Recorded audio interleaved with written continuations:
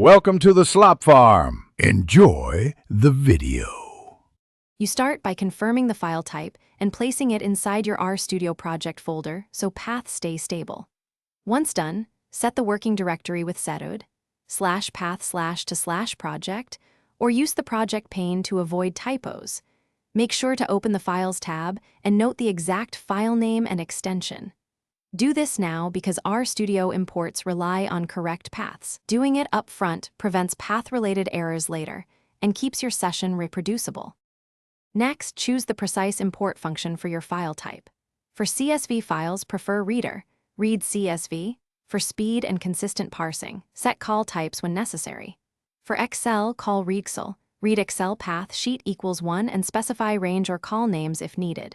For R objects, use read RDS. For SPSS/stata, use Haven, read SAV or read DTA to preserve labels. Once you run the import, inspect the first rows with head and types with SDR to verify. Finally, validate the imported dataset by checking head, SDR, and summary to confirm column types and row counts.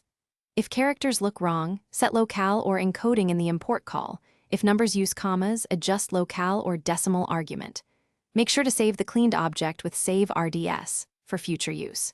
If something goes wrong, first verify the exact file path and file permissions, then rerun import with explicit delimiter, header, and encoding parameters to isolate the issue.